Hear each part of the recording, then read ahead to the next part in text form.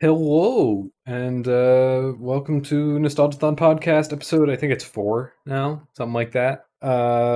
And Noah is still not back today. In fact, he is. I think he's out of town. He's working. I'm pretty sure. Kind of got roped into more work, but get paid.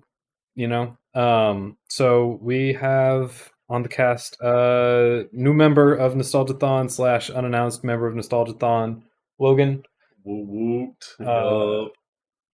He's friends at the college that I go to, and will occasionally show up on potential future podcasts as well as events that we run. Yeah. So, what games do you like? What games do you like playing, Logan? Oh, I like very few games actually. I don't know. I like to play a lot of League of Legends and Apex Legends. I think it's just a Legends thing. It's the just a title, Legends. gotta Yeah. have the Legends. Gotta keep all those legends. Those are the two big games that I play. I mean, I play some single player games too. Like I love Assassin's Creed. Love that franchise. I played Fallen Order. That was fun. That's all I can really think of right now. I mean, I've played lots of games, but like, so say that's right now. That's the extent of it. I've been trying to force him to play through Yakuza 0, but that's been slow. Yeah, it's been very slow. But it's there. I don't know. Yeah, I've been enjoying what I've played so far. It's just like, I don't know, college takes up a lot of time, and then you play more Valhalla. Yes, and then I played more Valhalla, pretty much. Yeah, Assassin's Creed Valhalla was pretty good. I mean, it was a lot different from Odyssey. Like when I played Odyssey, I loved like the stealth where I could just like walk into a camp and just like slaughter a bunch of people without them knowing. Like that was always good fun. But there's not really that aspect for Valhalla. So, I mean, it's what it is. It's still a good game, though. I still like the different fighting style, kind of, where you just run in and you beat the crap out of people. That's Yakuza, though. You're right, which means I just need to play some more Yakuza, but I don't know. I need someone to finally actually beat a Yakuza game, because so many people who are my friends have started them. Like Noah started Yakuza 0. I don't think he ever beat it. Gideon started Yakuza 0. He's restarted it like 4 times.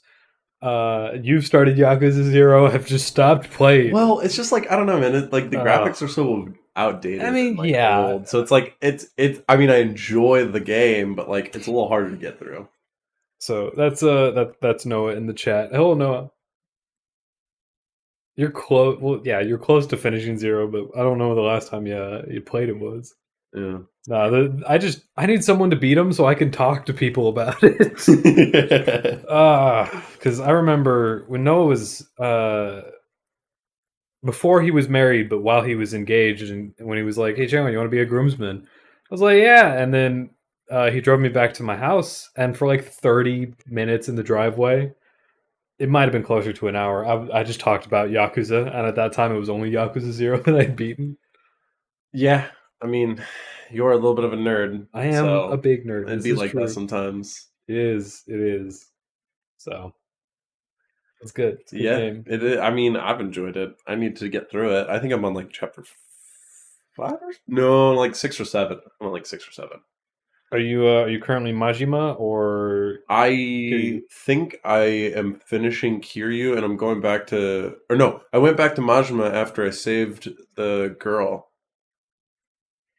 the blind or the deaf lady. Okay, so you're on chapter, I think that's 7. Yeah. So making progress. Making progress. Like what was that? The halfway point about? Give or take a little bit, yeah. Okay, yeah. It's about 16 chapters, I think. Noah is getting very close, and it was 75 minutes of Yakuza, an hour and 15 minutes that I talked about it. It's good. It's so good. Yeah. And I'm not a stickler for game graphics. Yeah. Like I like them to be good. There is a cutoff point. But like my favorite game series is Kingdom Hearts, and so like I'm used to PS2 graphics. I played a ton of the PS1 Spyro games. So like there's a cutoff point of like bad graphics. Yeah, But- yeah. I don't know. I don't know. I was raised in, I suppose, a slightly different game You're time. used to either very stylized or very good realistic graphics. Yeah, yeah. You know, you're used to, like you said, Mario Sluggers is very like Mario games are stylized, right? Mario Like, Super Sluggers. they don't ever look that old. Yeah. I mean, a big one for me was like, I don't know why I liked it so much, but Star Wars Battlefront 2, like the original one, I Yeah. loved the graphics in that game. Don't know why. Like they were super old, but like I still love them. Part of that's also like the games that we played growing up. Yeah. We kind of get to ignore the graphics a little bit on. Oh yeah. So I mean, hey, why not? You know, what a great game. What a fantastic game though. Like the original Battlefront 2, like, oh my gosh. solid. Man, I want them to actually like remake that or at least re-release it on modern platform. Like Yes. And not be really bad like the last one they released. Like because, it was not good. Like I mean, it was okay. Like it was kind of fun. Like I still play it with. It's a buddy of fun, mine, but like, it was not the old school Battlefront. No, it was just not the. It was just not fun, so. Oh, shut up, Moobot. But yeah, I mean, I enjoyed that. That was a great game when I played it as a kid. I think like my favorite Sith to play as was Darth Maul. I'd love to just go through there with the double lightsabers, just be like, meow. Yeah, It was great. man. I like PS2 games. PS2 games are great. PS2 era games. I did not have a PS2. The only console that I had up until like the PS4 was a GameCube. And I played Mario Super Strikers and I played Paper Mario 1,000 Year Door. Hey, good game. Oh my goodness, that Good was such a game. good game. Oh, dude, I remember like playing that game in its entirety like 5 times as a kid. Like that was the like, and I was kind of bad at the game, so like it took me forever every time I went through that game, but I loved it so much. It's a good game. Yeah. I didn't have a GameCube. I definitely grew up as a Sony PlayStation family. We had a Wii, but everyone had a Wii. You know, and that was we had a PS2 and some PS1 games.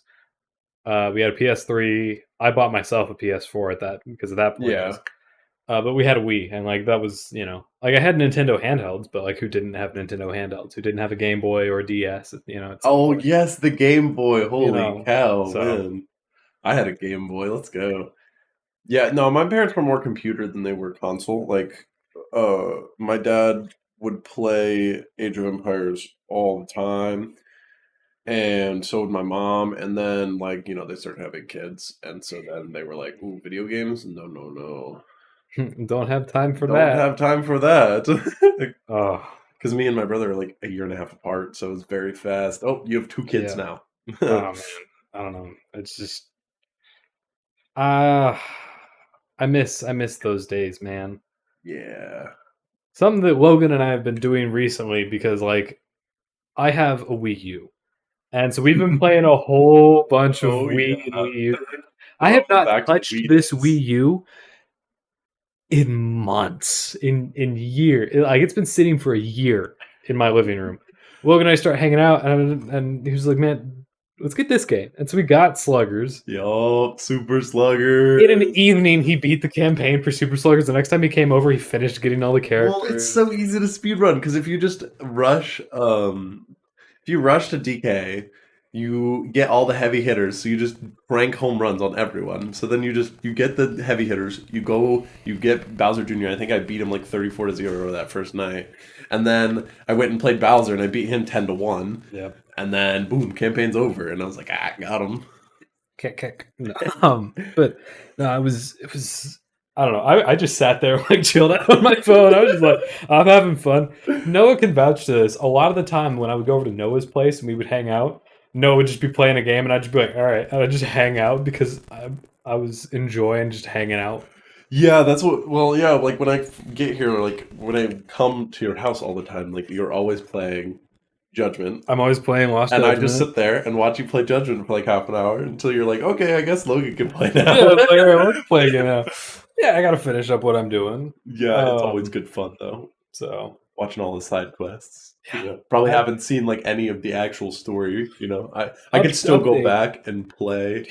I could probably still go back and play that game and not have anything spoiled. Yeah, update on my Lost Judgment playthrough. I have played 23 hours of the game. I am only 23% of the way through the game because I have just been beelining all of the side quests that I could possibly do. Every single time Logan comes over, he's like, "Oh man!" I was like, "Yeah, man, I played like another 5 hours of the game the other day." I'm no further in the story than the last time you saw. So great. Yeah, as Noah says, unless it was Borderlands 2, that's true. I played Borderlands 2 with Noah on a MacBook. Because it's what I had at the time. I didn't PC game growing up. You said your family and your parents. Yeah, we played a lot didn't of get a PC console games. until the PS4 came out. I did not have I had a computer. I had a laptop. It was a really old Windows laptop. It was like an Athlon X2. I could play RuneScape. I could play Roblox, but only the web app version of Roblox, not the downloadable app. Right. I could play Minecraft on the MacBook because it's just a Java app, Yeah. but like that was it. Couldn't play anything else. I did play through the Tomb Raider like 2012 game on the MacBook because it had a Mac port. But I did not go through the classical Roblox Minecraft stage. I mean, I played Minecraft, like, I wasn't a huge fan of it because I was bad at it somehow. I was bad at Minecraft somehow. You just got to find your stride, man. You got to figure out what you want to do in the game. Well, I kind of realized I like to just strip mine constantly, and not build a house and just.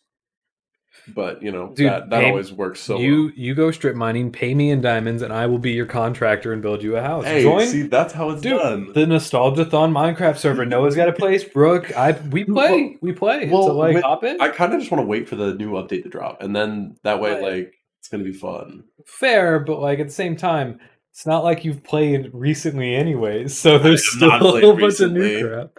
I mean, and so you get to test out what you want to do before I reset the server. Because when the new update drops, I'm going to reset the server. Yeah, I'll probably just strip mine all the time, which is going to be sad. I am going to drop the map as like a download, but yeah, big sad. Yeah, I've got a cool place. Well, yeah, I've seen everybody's got a cool place. Yeah, Brooks updated more of her place. It's pretty sweet. Yeah, I see. Now I was talking about Destiny 1. I remember when that dropped, and I loved that game. There's a hilarious story with Destiny 1. So, Noah and I and Seth, I think it was one of Noah's friends from school in high school growing up. We were all Noah's big on the hype train for Destiny. Seth was really big on the hype train for Destiny, and I was like, I'm on the hype train. I liked it, and I enjoyed the game. But we pre-ordered the game. Noah pre-ordered the PS4 console version, like the exclusive console version that was like special. Yeah, he got that. And we were downloading the beta, and it took us like 12 hours because Noah's internet was not good. Ooh. And so we started downloading and just sat there. And oh man, it's a good game. But yeah, I remembered it dropped, and I think I got it. Like, I think that was when I got my PS4. Like, that was when I got it. It was right when Destiny was coming out, and it came in the pack or whatever. And I was like, oh, that's a dope looking game. Like, I should play that. Yeah. And then I started playing it, and I was like, oh, this is sick. And then my neighbor, he played it on my PS4, and he was like, oh, I want this game. So then he got it, and we started playing together. Then I moved to, like, Platte City, and Destiny 2 dropped then. Mm-hmm. So when Destiny 2, like, I played through all the expansion packs of Destiny 1. I maxed out all my stuff, went on all the raids, well, whatever. we started playing Destiny 2 at one point. But yeah, but then you have to, like, buy a bunch of extra stuff. It's like, hardcore, a college student. You don't have to, but if you want to like play through all the stories, exactly. and at this, And that's point, like the only yeah. point. That's the only like way to get all the cool stuff and Mhm. like actually experience the game. Yeah. So it's but yeah. So then I got Destiny 2, and that's where I got into the like. We had a whole 6-person raid group all the time. We would go raiding every weekend we would start at like Saturday at like 8 p.m. and not finish until 1 in the morning kind of thing, you know? Like we would do that every weekend. I've only beaten one raid. I only beat Vault of Glass once. And it's because I was late to the raid game. I was one of those. First off, I was on PS3 for Destiny 1, so player base Not super non-existent at some point, right? At some point, PS3 player base was like gone, and it was just I got through the glass once, Yeah. and that was it. Everything else was just like it was rough. I think I don't even remember all of the raids that we played, but I played all of them. Like we did all of them. I like strikes though. Strikes are fun. Strikes were fun. I really liked playing strikes. I loved the one where you fought the crab guy, the crab freaking I mean the land tank thing. yes, the land tanks. I loved fighting those. Don't know why. I mean, but yeah, They're good. loved fighting those things.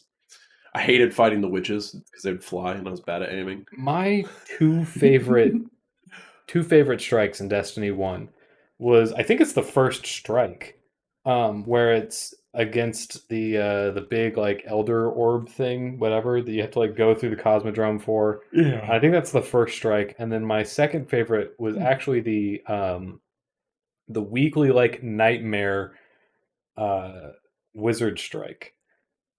And that was my favorite because I had Icebreaker, which means you had infinite sniper ammo and could just camp everyone. Oh yeah. I remember loving hand cannons in that game. I used hand cannon. I would just hand cannon headshot everyone, and it was so satisfying. Got Thorn before it was nerfed in PvP, and everyone hated me for a little bit. I mean, I loved the one, I think it was called Sunshot, where you would get a headshot and they would blow up. Mm-hmm. Oh, man, dude. I would take that into strikes and I would just go thunk, thunk, thunk, and I would just watch them all blow up, and I was like, that's dope. It made me feel like I was good at the game. Oh, man. Good games. Oh, yeah. It's also weird to think about how long ago that came out. I know. Like that was a while ago. That was like wasn't that like 2012, I don't know. 2013? I was still I was like a sophomore in high school. I think I was still in middle that's weird to think about. What's Destiny 1 release date? Destiny 1's release date was 2014. Oh my. That is like well, that was what, that's 7 years ago? 7 years ago, man. That's nutty. Wow, I'm getting old. I'm getting old. I mean, you're whatever, but anyways. Yeah. You're 20. I am 20, but I'm like 23. that feels so old. Like I'm watching my siblings hit high school and I'm like, what happened there? They were like not in middle school a little bit ago.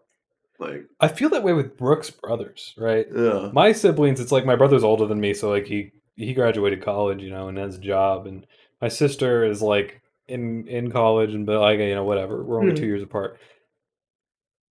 Brooks' brothers, like I think they graduate high school this year. I think they graduate at the end of the spring semester. And I'm just like, this doesn't make sense. And I'm like, no, I've been with Brooke for the past 4.5 years. Like they've gone through high school, but it just seems so off. Yeah, it's so weird. Like, I mean, I'm about to finish my sophomore year in in college. Yeah. And then after that, I've only got a year and a half left. Like, I'll graduate a semester early, but like, that's crazy. Like, that's wild. I'll be in a school within 2 years. Like, I will be teaching kids. how to do math in 2 years. That's crazy. Yeah. Like, I could teach. I think my little sister will be in her freshman year of high school when I start teaching. And I think Bryce will be finishing his senior year, which is crazy. Like, I could teach both of my siblings. Do I want to do that? No, absolutely not. Absolutely. Absolutely Especially not not. my little sister. She would mess with me. I'm She not would sure. mess with I'm me not so sure much. any reasonable school district would allow you to. Yeah, I don't know. I don't think they. I mean, unless it's like. I mean, I kind of want to go teach in a rural area, so there would probably only be one math teacher, and it would be me. Yeah. But like, so there's that situation where I could easily end up having to do that. But like, I don't know. I feel like that's where teachers are needed most right now, is in those rural areas where there's like nothing and no one. So Yeah. that's kind of the plan right now. Is to. I'm thinking about Tennessee. That's where my dad's family lives, and Oh, come on, man. You don't want to like live near Brooke and I, and we just like have a weekly hangout. Come on, man. where are you guys gonna go? We're gonna wherever the job is. Okay, well, okay, there, all right. Well, honestly, I like don't know. for me, it's gonna depend. Like, I don't know where my first job's gonna be. Like, I'm sure I'll get offers, but like, where are the offers gonna be? It's really gonna depend on that to start. And then I might try to go to Tennessee, or maybe just stay in Missouri, or I don't know. I'm just gonna kind of flow with the roll, whatever. Figure it out from there. Hopefully I'll be able to save up enough money as a poor teacher to buy fancy stuff like a computer. Like I really want to build a computer. Chandler's gonna build it for me and just buy the parts, but Not if you live in Tennessee. You want me to like fly out to Tennessee? Like you're gonna have to pay for that on a teacher's salary. I mean, hey, I won't have a girlfriend to pay for. I won't have. It'll just be me. I can be You and your 5 large dogs. True, dude. I want to get 2 dogs. I want to get 2 boxers. I want to start with 2 boxers. Okay. Yeah. I want 2 boxers, and I want to just. Those will be my support until some girl decides that I'm a cool dude. Yeah, it'll be great. It'll be fantastic. But yeah, Man. So we talked about the games. You're like, what do you do when you're what do you do when you're not gaming and also not in college? anime. Anime. Anime and disc golf. And disc golf. I am recently a big disc golf player. Like I started playing this summer, and I went to like a used disc store and I got like 3 discs. I am now a proud owner of like 20 discs. So we go out disc golfing not once a week recently, just because I have been like he goes out several times a week, but I've either been busy or lazy. Yeah, I played 5 of the. Oh wait, no, the week hasn't ended. But I won't play tomorrow. So I played 5 of the 7 days this week. Yeah, no. We went out actually earlier today and played the course that we have. Yeah, I had a terrible round. I played about average for me, which was a bogey average. It was a very windy day though, so the discs were not doing what they normally do.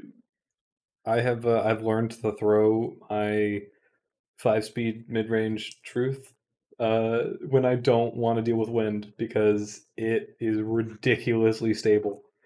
Yeah, that's how my champion, my Eagle champion is the yellow one with there's like I got a yellow one with a tractor on it, and it flies really really stable, but I always end up pulling it too far because I always expect it to come down because I'm a fool.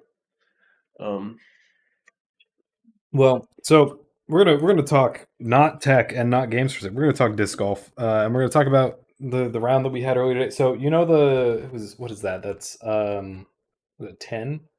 Hole 10, the one that goes it's short, par 3, goes back up the hill towards that one that like heads down the gravel path. That's 11. Yep. It's 11. All right, so we were on 11. You know how I like threw it and it smacked the tree. Yes. It didn't start coming left. It's because that is just ridiculously stable. Every other disc would have like started way left. The thing is, I can get a distance on that does not make sense for the disc that it is. Yeah, I mean, the nice thing about disc golf is like it's very interesting to see what different discs can do because like, they look relatively the same, but Mhm. then they do completely different things. Like I've Yeah. got discs that are sharp, like they just got like a sharp point. Mhm. Well, one of them, two of them got like almost the same, like sharpness to it or whatever, like Mhm. the same curve or whatever. And I throw one tilted all the way down like this, and it will flip up. It will like flip up and then fly and then flip right back down.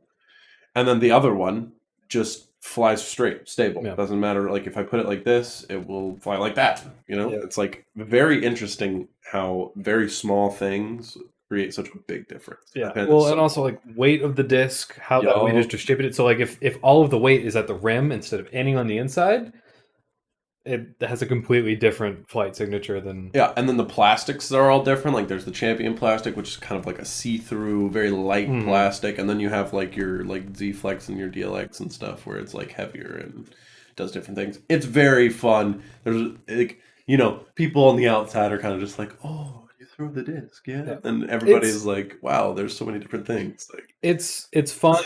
It's not.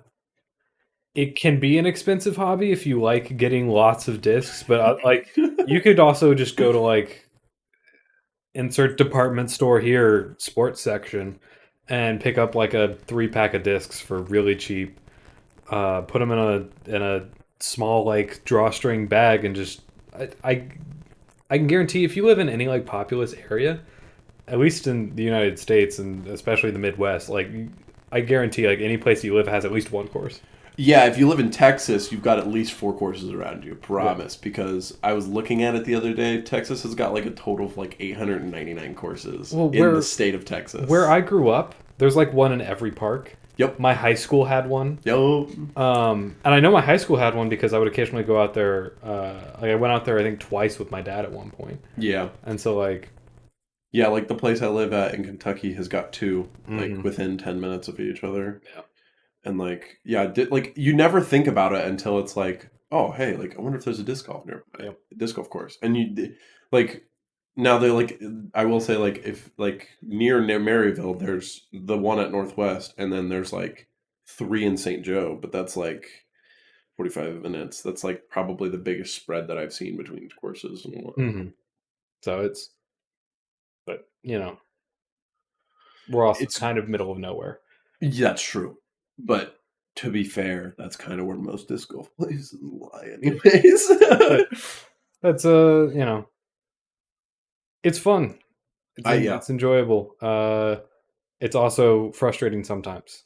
Yeah, I kind of find it like I find it almost therapeutic where like I kind of go out there and I'm like, all right, I need to like calm down. I need to like, not be sad right now. So I'm gonna go out and I'm gonna throw some discs. And like it's really calming, kind of clears your head. Like just for me, anyways. Like so I've found like why I throw so often. It's just kind of like, man, if I'm having a rough day, might as well take my bag out there and practice some shots and throw the course. And like the nice thing about our campus is like we've got so many people who play disc golf out here. Mhm. Like if I just throw a quick message in the chat, I'll have like at least 4 or 5 Yeah. people to play with for the course. Well, like he was just like, I'm gonna go out at noon today and throw. You want to come? And I was like, all right. Well, how many people are gonna be? I'm an introvert, right? And so I'm just like, if there's any more than like 4 people, I'm not in.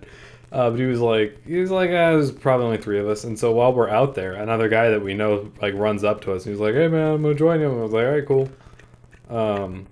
So Yeah. It's crazy because like I came to this college last year and I like didn't even know it existed. And then I came this year and I was like, wow, there are a lot of people that play disc golf here. Mhm. Like, and it's fun because and it's interesting because we just got our club started. So like, in the spring, we'll probably be able to travel and play like on a collegiate level and like play tournaments and stuff. And like, I could potentially be doing that because I'm in the top 4 or 5 that play here on campus. Like I'm within that range. while I will say, while that is true, the the gap between the top 4 and the top 2 is ridiculous. I would not say so. I would Okay, because you and Jacob, I would say, sit in the top 4. yes, we do.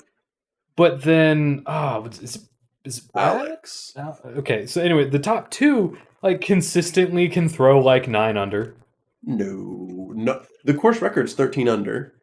Jacob's best score is 5 under. Alex's best score is 7 under.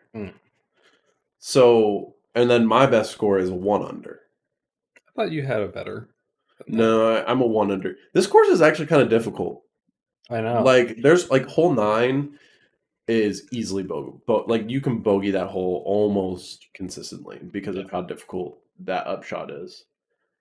So, but yeah, potentially, like I would say that like there is definitely a skill gap between like the top 2 and like 3 and 4, but I wouldn't say it's like ridiculously huge. Like I'd say like if I were to play for another 2-3 months, work on my form, I could probably be up to the skill level they're at right now. Yeah. I want to go and play the course at my high school again to see like now that I actually know how to play. Like, Oh yeah, if I could play any better than before. I played really bad. Yeah. But yeah, it's interesting because like my uncles both play professionally, so like it's kind of like in my blood, kind of kind of thing. Like so, like my uncles have always played. They tried to get me into it when I was a kid, and I was like, But now that I'm like actually into it, like I haven't talked to them much, but they sent me a couple discs and a bag, and like I think when I go back this Thanksgiving, they're gonna be like, "Oh my gosh, he's like actually stuck with it." He's like they're gonna be really excited. I bet. Oh man, it's you're gonna be like swamped with discs. Probably. They're gonna be like, "Oh man, here you like here's one, here's another one, here's another one," and you're gonna need like a whole other bag. You're gonna need someone to go out there with you to carry your discs for you. Well, see, that's when I start retiring some of the ones in my bag because like I've got a couple that are like really old and probably need to be put away. Yeah. Well, my destroyer is ripped. Yeah, I don't know how beat the crap. You probably need to start getting discs in better plastic. Well, yeah, because that beginner plastic that they give you is like not very good. No, I know, but I also don't play enough or That's true, I guess. care. I don't care enough as well. Like I play, and if I bogey average, I'm fine. Like I would like to do better, but at the same time, it takes some time to like put in, to like get your form all figured out and stuff. So yeah. I don't know, man. I don't know. Yeah, but video games. So I ended up like like I was saying earlier, like my parents played a lot of Age of Empires. So like when like I played a lot of Age of Empires 3, which I have come to realize now was like the one that everyone was like, "Oh, that was a terrible sequel to Age of Empires 2," even though I loved it. I never played 3. I did play 2. Yeah, I heard 2 was really good, but I loved 3. Like I played the story through like 8 times, like and like my family would play the multiplayer and stuff, but like I played so much of Age of Empires 3. So when I saw that Age of Empires 4 was dropping soon, I was super excited. So like when they dropped the stress test, like I think it was a couple weeks ago, I ended up playing the stress test, and I am very excited for the game to drop now because the stress test was like super fun, and they've changed a couple things that like make more sense now than they did. Like you would just send in 3, you would just send your villagers out, and they would just bang on a tree, and you would get the resources. Like they didn't have to do anything. But like with Age of Empires 4 now, they have to like chop it down the tree, then they take the wood to the lumber mill or the town hall or whatever, and then you get then you collect it. So that like they've done a couple small things that make more sense, and then there's of course like there's going to be new civilizations, there's going to be new stories to go through. Like it's going to be very fun. I'm excited. I don't do well with heavy resource management games. Brooke likes a lot of those. She plays like, and I watch her play occasionally. Things like Don't Starve and Oxygen Not Included and Frostpunk and stuff like that. And I'm always just like, too many numbers all the time. Can't. Small pea-sized brain needs needs big fist in face. Oh yeah, I have a small pea-sized brain too. Speaking of small pea-sized brain, Chandler has saved my computer a couple times. Several times. Because I'm a fool. Do we want to get into that? You know what? Why not? So, Logan wanted a game. And Logan did some naughty things to get this game upon his roommate's recommendation. Yo, look. He played, he would download them off an illegal site. And, like, he had no issues with it. And I was like, dope. I'll take a free game. And well, let's just say his computer at that point was infected with a virus. Now, this was like 2 years ago? It was a year ago. It was last year. It was my freshman year of college. Okay, but like when? Probably like right about, like it's probably been like a year. Okay. Yeah. So he's been living with this virus on his computer for a year. For a full year. I kind of thought it was... For a full year. I kind of thought it was just a Google Chrome virus. It was not. So what it did, so he downloaded this game. So what it did, and I will explain. Because I still don't understand what it did. So, he downloaded it, and it messed with his Google Chrome. It corrupted his Google Chrome installation folder, which is, at that point, you do some stuff on your computer to kind of try and correct this. Anyways, or you just it messed up his system installation folder, especially for Google Chrome. And so there was just this virus sitting in a system installation folder. I think you downloaded Malwarebytes at some point. I did. And it might have isolated that folder. But basically, he had Steam installed as well. During that process, I am pretty sure Malwarebytes also, like, it corrupted some of that stuff. Malwarebytes also isolated, like, his entire Steam library and was basically just like... non-usable. It's isolated and contained, so this virus isn't getting anywhere else. Containing things through antivirus only works for so long, by the way, because all it does is shove it in a different file folder somewhere and basically just say, we're going to try our best to make sure that it's not infecting the surrounding stuff. Oopsies. But anyways, was Firefox even working on your computer? Did you even try Firefox? No, because I didn't want Firefox. I got Opera. Yeah, you got Opera, by the way. There's nothing wrong with... Oh, there are so many things. The Opera web browser is... It's a thing. It's for gamers, and I'm a gamer. There's no such thing as a gaming web browser. It's a web browser. But anyways... He got Opera, and it suited his purposes for a while. Anyways, back to the containment. It contained all of his games. And so what Steam did was automatically reinstall some of those games in a different file directory. So he had 2 versions of all of his games downloaded, which means that his computer was completely full. And so I go over and I'm just like, what the heck? And so I just clear out his old installs. Yeah, the reason that we found that out was because I was playing Apex and it kept lagging. It kept lagging because anytime that it needed to pull information from his hard drive, there was no, like, it had to search the entire hard drive. Used up a lot of my hard drive. Yeah, he has a terabyte hard drive, which is 1,000 gigabytes approximately. And like a 500 gigabyte SSD. And a 500 gigabyte SSD. He had 3 gigs left on his SSD and 1.2 gigs left on his hard drive. That's bad. For reference, by the way,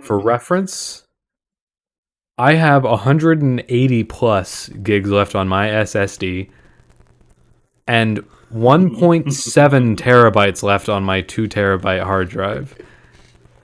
As well as 211 gigs left on my game storage SSD. Because I've got 2 SSDs because my computer is ridiculous. But anyway, so that was a thing, right?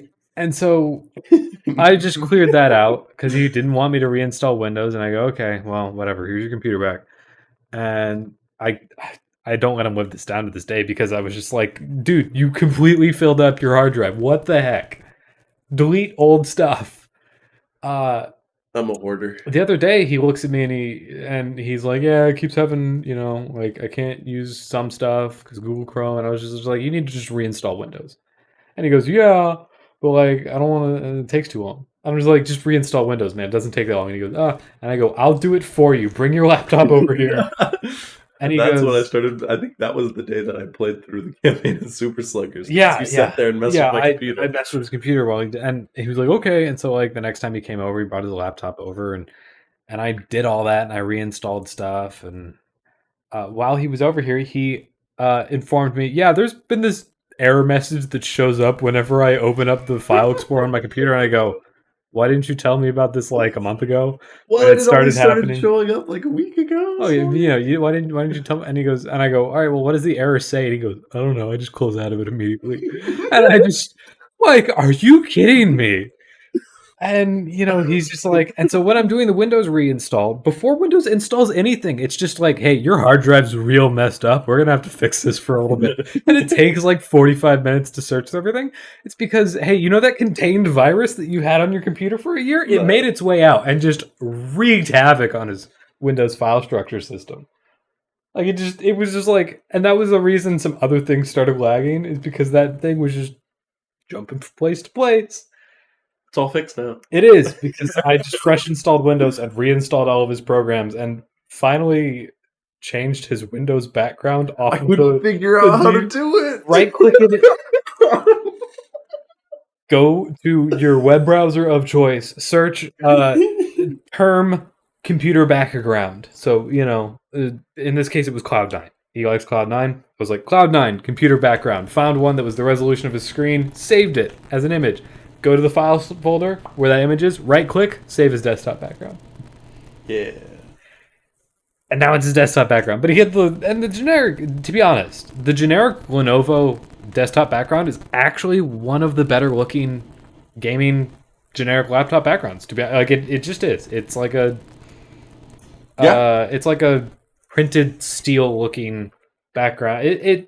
I enjoyed it while it's very neutral colored. It's not overly in your face Lenovo. It's got a little Lenovo thing in the bottom right corner. It's got their emblem in the middle, but like it's it's not a bad looking background, but it's also like you're using the generic background that came on your computer. What's wrong with you?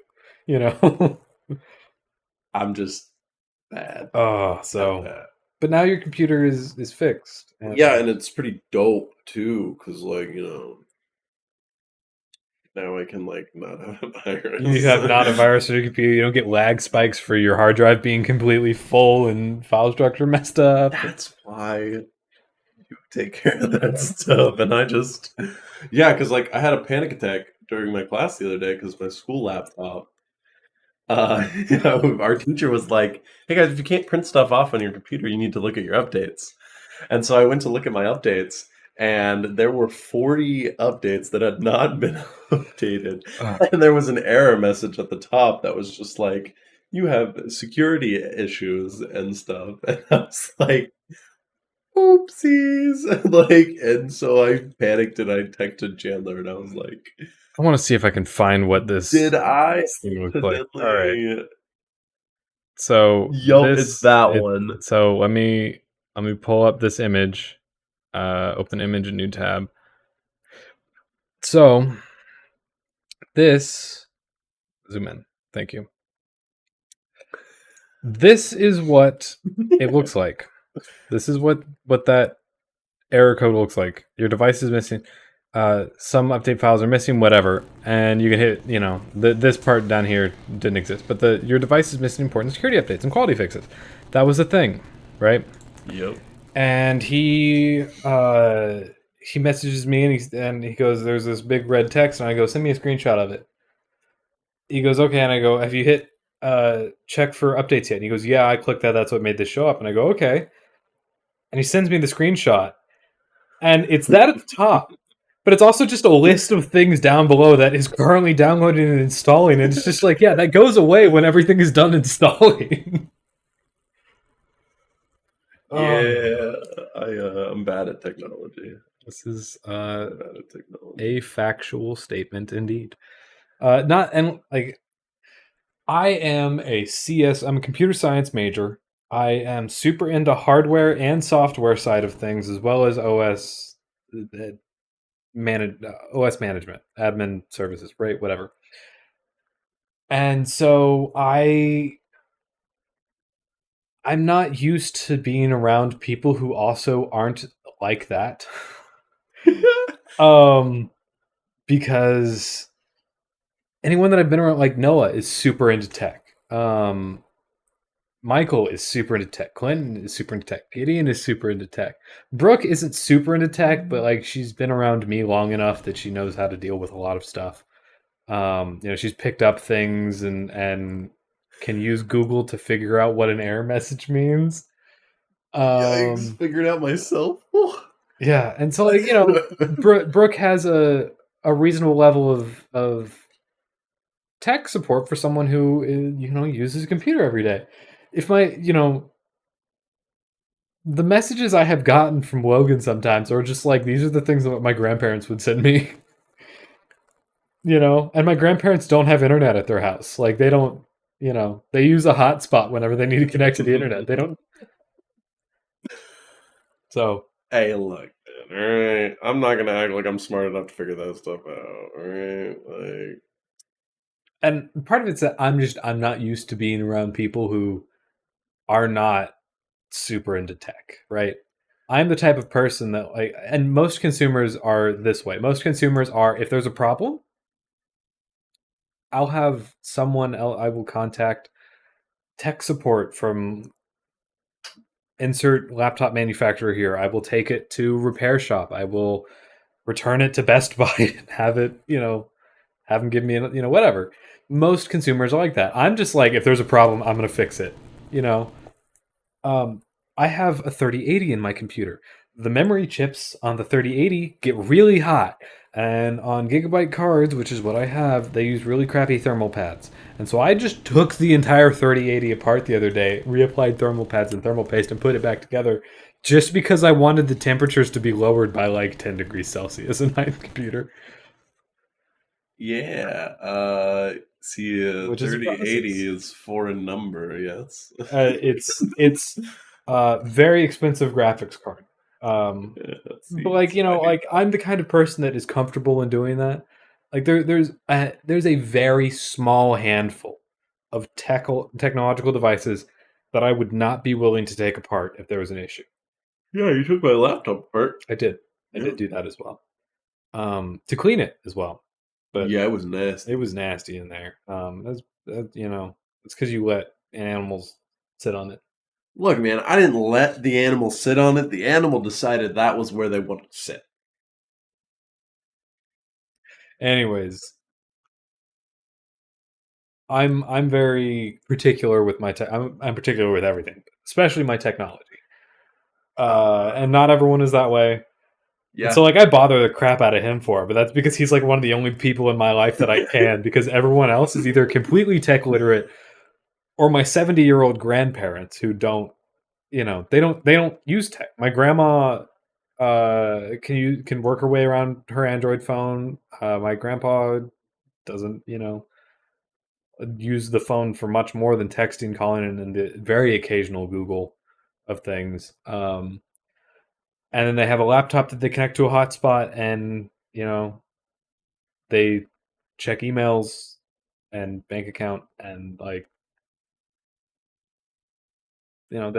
they have, with their life, they are perfectly content and have no need for the extra technology. Good for them. Which is honestly great. Yeah. And great also for me for two reasons. First off, it means that I feel needed whenever I'm there and they have a technology problem. But also because despite the fact that I am very wired into my technology and always want to be connected to it, when I do visit them, it does give me like a week of just being like hands off technology. Like when I go, I'm going to bring the Wii U. I'm going to bring my Oculus headset because and this is over Thanksgiving because my dad is going to be there. I don't see my dad except for maybe a couple times a year.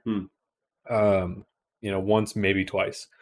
And so I'm gonna bring that. We're gonna play some Wii games and some VR games and stuff like that. But other than that, it's like I'm not gonna have YouTube. And I have a phone with unlimited data, so like I'm gonna have YouTube and Twitch and Yeah. stuff. But I'm away from my Most of that, desktop. I'm yeah. from so like the stuff that I'm playing is just like the stuff that you would just like games. That's it. I'm not gonna power user on my grandparents' dual core Pentium laptop that Logan's laptop drawing full power pulls like 200 watts, maybe more. Sometime I don't know if I that's think impressive it's enough. 200 watts. I think that's max power that it can pull. It probably doesn't pull that much when you're actually fully using it, just because But like overbuild, I think that's the max it can pull. My computer pulls like 600 watts, and that's just because I've power adjusted it. It would probably pull about 800 if I didn't. My grandparents' laptop pulls like 15 watts. It's like less than the light bulbs in most people's houses. Oh Like my smart light bulb pulls the same amount of electricity as their computer does. That's great. So yeah. Tech. Fun stuff. Another thing I really enjoy with my free time is D&D. Yeah. Love Dungeons and Dragons. We have a campaign with one of our friends, Zach, who's running it right now. Yeah, he's a guy that I met last year, my freshman year, and he is he's a frustratingly smart person. Yeah, Like, he's the kind of guy that and I don't know if everyone did this. I did this. Okay. I did not fit into I was a B student, straight Bs. And when I say straight Bs, I mean like 3.0 grade average. I would have like Cs, but I would make them up with As in the classes I was good at, right? And that was fine for me. I was not striving for if I wanted A's, but I was not like stressing over it. Yeah, I was not stressing over A's. And my parents weren't they were like, "Oh, you got an A? Great." But they were not like stressing over A's. If I was passing, doing well, and there was a general purpose understanding that I knew the material that I had to do, cool. Get a B. It's fine. I didn't fit in with a lot of those other people. I was not a sports person, so the group that I fit most in with was the smart people who, if they did not have a 4.0 or above, they would get upset. There was a kid who I hang out with who, when he got a 90% on a test, a 90%, that's an A, he was upset that he didn't get like a 95. Yikes. I mean, I was a straight A student in high school, but that was mostly because it was just easy. Yeah, it was just kind of a different levels of ability to function in that kind of learning environment and tests and homework and stuff like that. But I feel like when you're at the point where it's like you have an A, right? You got an A. You didn't 100% it, but don't beat yourself up because you got a 90. You got a 90, right? And that doesn't apply to everything, right? Being 90% on making sure that the steering wheel is correctly connected in a car, 10% of cars not having the steering wheel connected, that's not going to fly, right? But it's high school on a generic history test for you got most of the dates and names correct. You might have mixed up two things or the order of something, right, in chronological order. Yeah. You're there, so unless you're going to become a historian, don't worry about it. Yeah. And even if you are, only worry about that 100% when you're in college level courses, not your high school level. Yeah, I don't even worry about it in my college courses. Well, it depends. If you're going to become an actual historian, yeah, I would say strive for 100% in your test, because the more that you learn now in that safe environment, the easier it is for you to get that job as a historian, as a person who works at museums and researches things, right? But when you're most other things, you don't really need that. You don't, know? It's I messed up on like 10% of the questions, but I understand the process because all the questions like apply to like math tests, right? Yeah. There's like 5 questions that are all the same process, just different numbers. If you get 4 out of the 5 right, you know, the material. You messed up algorithmically somewhere in that. Sure. Forgot to carry a negative or something. I did that all the time in high school, man. My teachers would be like, "Hey, you should like look over your work like one more time." I'd never do it. I'd turn it in. They'd be like, "Hey, you did it again." I'd be like, "Ah." So, I don't know, man. Yeah, but D&D, lots of fun. I've never played a complex character. I played the nice simple barbarian, man.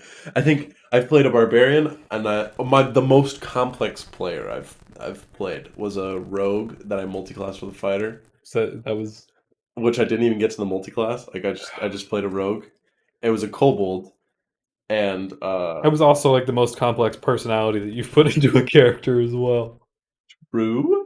Yeah, so like when it was dark in the area, so I didn't get disadvantage from sunlight, so I constantly had advantage on like everything.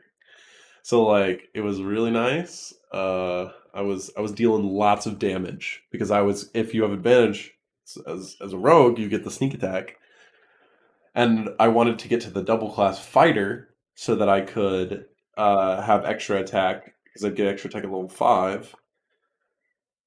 Or level 3, you get extra attack, and then you get like second wind, and you get stuff. You get a lot Essentially, you get to attack. as a rogue fighter who is also Cabal and gets his race advantage, as well as the fact that we had a party of 6 people, We had a lot of people. and so you're always near someone, and so you get packed. He would like advantage roll double hit every enemy. I would say 50% of the times you would actually hit the enemy. I would say well over 50%. I don't know. I was not missing much because I'm rolling at advantage almost on every attack. But yeah. Speaking of D&D/D&D rule sets, I just showed him Baldur's Gate 3. Oh man, I He's am excited. I'm gonna go buy that as soon as I go home. Like I'm gonna go buy it and I'm gonna download it and I'm gonna play it. Yeah, and dude, I want to set up a multiplayer campaign. Yes, because dude, that looks so dope. Yeah, it looks amazing. If you haven't checked out Baldur's Gate 3 from Larian Studios, do it. Awesome. Seriously. You don't need to play Baldur's Gate 1 or 2. You can if you want. If you're into ARPGs, sure, go ahead. You don't need to. This takes place like 1,000 years after Baldur's Gate 2. So like the lore of the world still exists from Baldur's Gate 2, the game, but yeah, as someone who's like not technologically like advanced in any way, shape, or form, and like the games that I play are not super complex, take it from someone who's a nice, good old simpleton that likes to play video games. This game blew my mind. I was like, it's good. Oh my gosh, I get to play D&D in a video game. Disclaimer, it's in early access right now, so only Act 1 exists. Yeah. It's going to be full releasing sometime in 2022. The reason they're doing early access and it's only Act 1, so like don't expect Act 2 and 3 in early access when they complete them. The reason it's like this is because they're basically just like using it to balance and check their systems while they develop. So which is nice to see because like didn't Cyberpunk have issues with that where like they should have waited and done more work on it?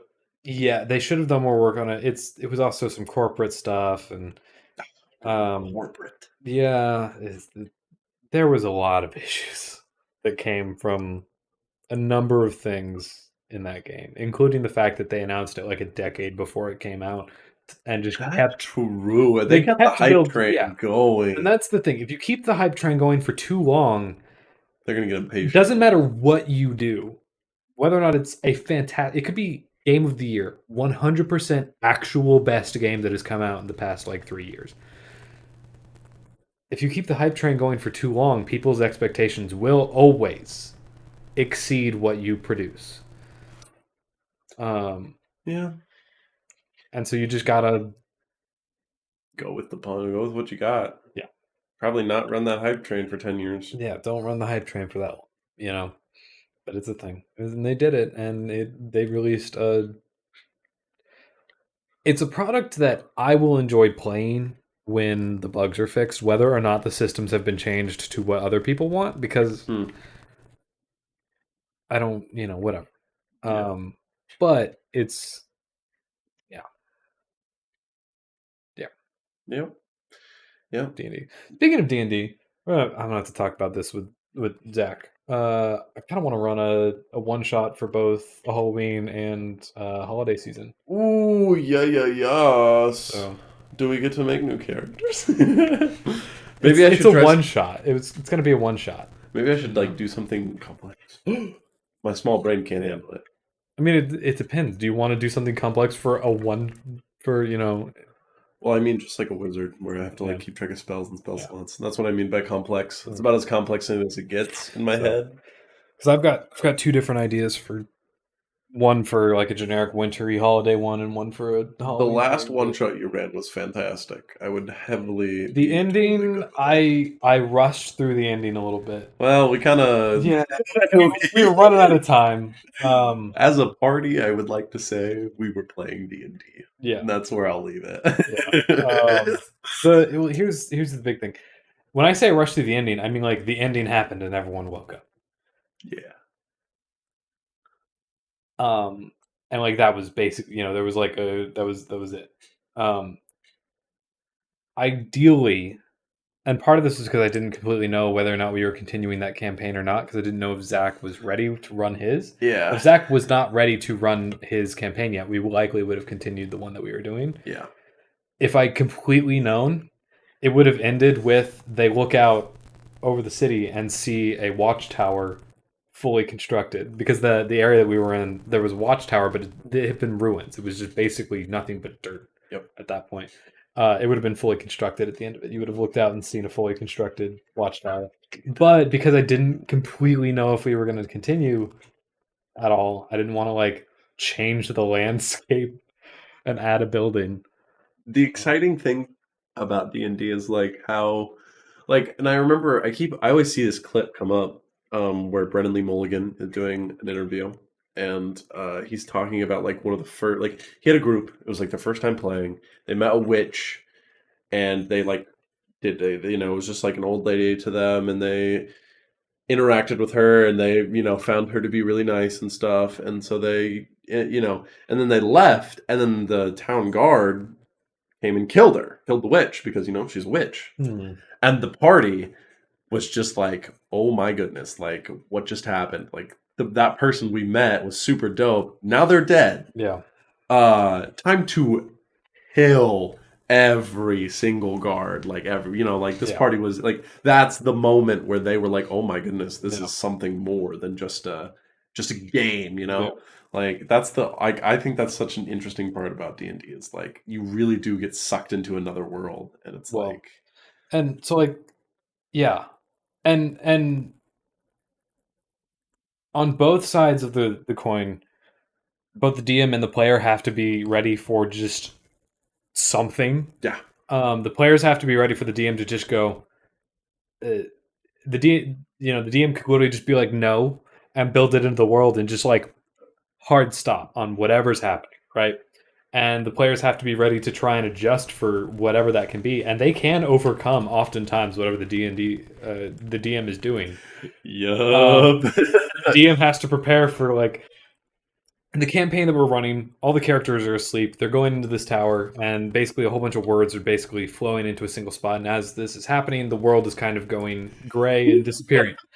So at the top of this tower, there are two paths, and they didn't have to go down one path, and the words were flowing into the other one. So they choose to go down the other path, and inside is a mirror, and it is like a hand mirror. You can carry it around.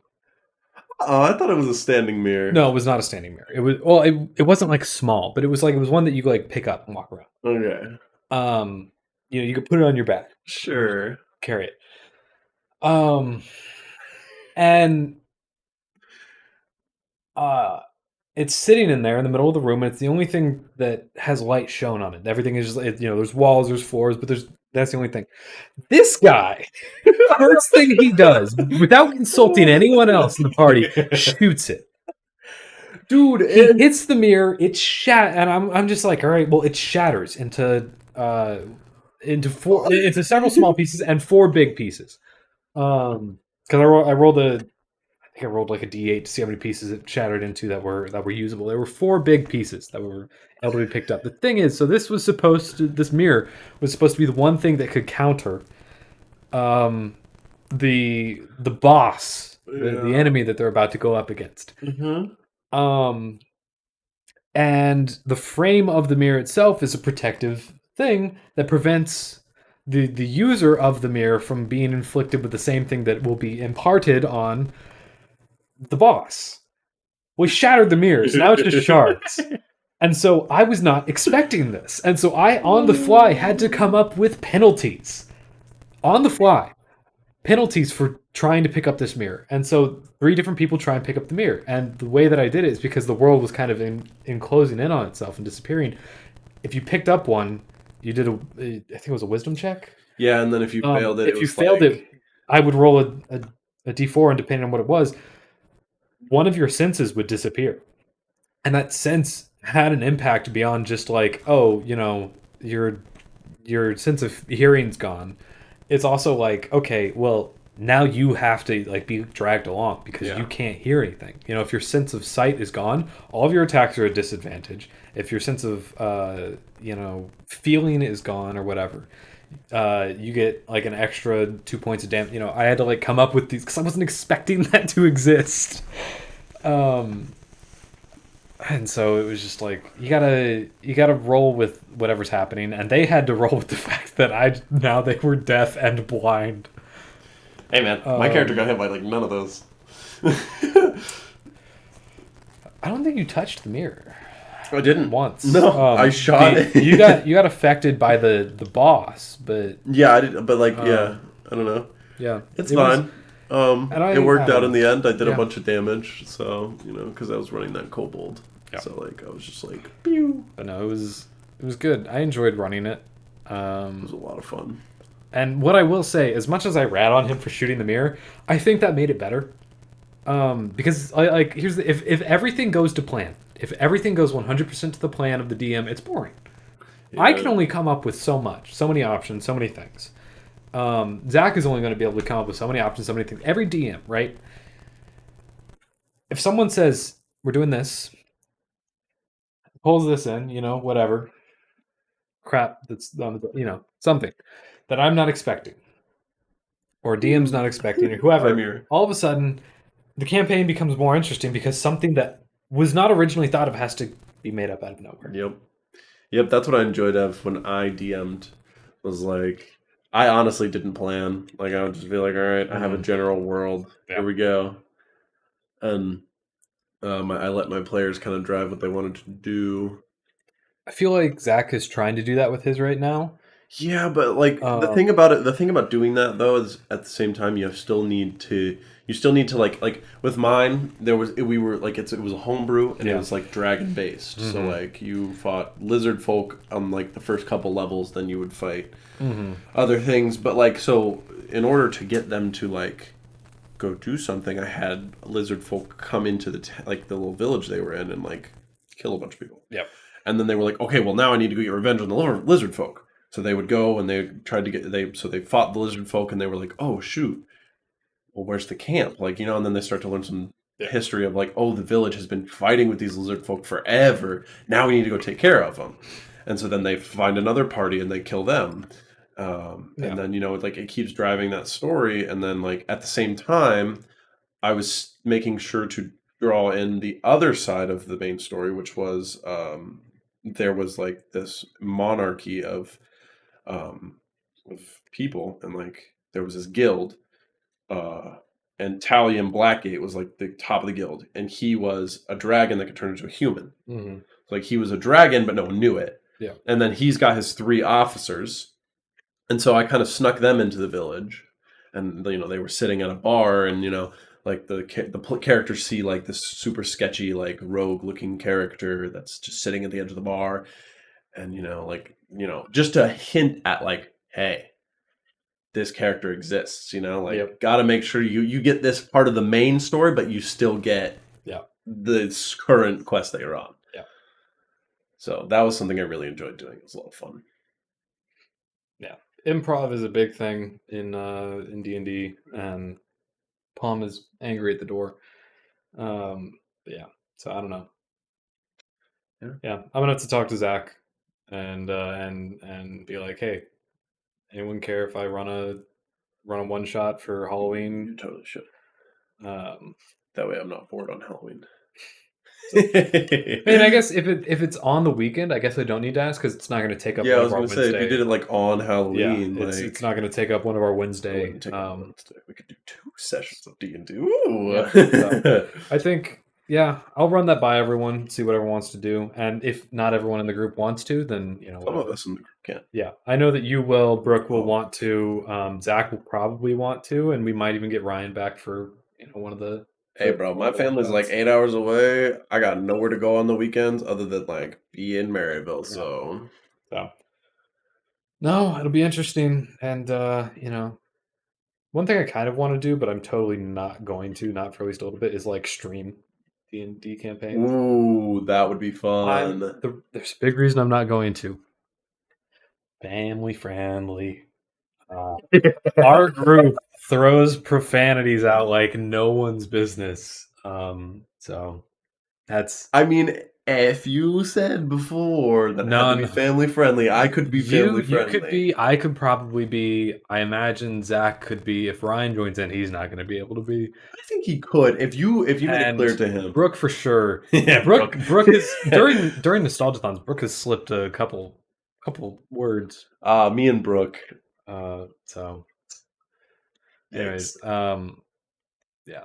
So that maybe, but maybe not. During one of the Nostalgiathon events, maybe, because I can kind of control things a bit more there.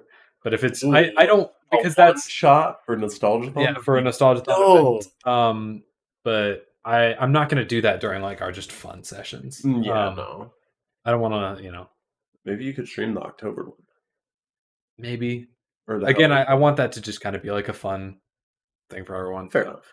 It depends. I'll have to talk to everyone, see what everyone wants to do. But yeah, so I'm thinking that might be a thing. That would be super fun. And then maybe D&D for the next Nostalgiathon. One of the days is taken up by like a D&D one shot for like 5 of the hours or something. Hey, let me tell you, bro, I'm in. Anyways, we've been live for an hour and 15 minutes. We should probably start wrapping up. Anything else you wanna say? No, Logan? I'm very excited to be a part of Nostalgiathon. Logan, the new Nostalgiathon member. Yeah. I hope that we'll get a blog post up about him relatively soon. I'm gonna have to get him the ability to log into the site and make that. But yeah, I'm very excited. Yeah, I remembered watching almost all of it last year. You did. I watched almost every bit of it. Oh yeah. So that. Yeah. Very excited. Expect to see him at the winter one, maybe the summer one. It kind of depends because that. I'm a family lives away. It could be. We're likely going to still have like some kind of hybrid event during the summer one. Yeah, I mean, it'll just depend. Like, I might be at camp, or if I'm not at camp, I would not be opposed to driving here. Yeah, it also depends on where Brooke and I are as well. That's true. Because, like I said, wherever the job takes me. So, yeah. Anyways, you'll be seeing him around on. Yeah, and if you guys watch Brooke, if you watch, she streams with me quite often. We play Apex and stuff. Twitch.tv/LlamaDrama2. Mm-hmm. She's been really busy recently. 02, right? 02. I think it's just Llama 2. Am I trolling? She's not live right now. She's actually at it's just Llama 2. Yes, I'm trolling. She's at work right now. You can also find her stuff nostalgiathon.com. Scroll down to the. I think if you actually click on her profile on the Nostalgiathon website, it'll take you to about her, and I think she lists her Twitch page on there. So you can find it there. But yeah, all in all, expect to see Logan around for future Nostalgiathon events. Potentially other podcasts. Kind of depends on whether or not Noah and or I are busy. Occasionally I might be busy and I might just be like, listen, I need one of you guys to stand in for me. But yeah. Cool. Yeah. Fantastic session, man. And pretty good. we'll see y'all later. If you want to watch any of the previous podcasts, listen to them, nostalgiathon.com/podcast. You can also head to the YouTube Nostalgiathon channel, and you can view them all there. Don't watch episode 1. You can watch episode 0, 2, 3, this one. Do not watch episode 1. I'm muted the entire time, unless you want to hear Noah talk to himself for an hour and a half. I don't know, man. Sounds like a lot of fun. Yeah, I forgot to unmute myself. But yeah. Anyways, we will see y'all next week. Bye-bye.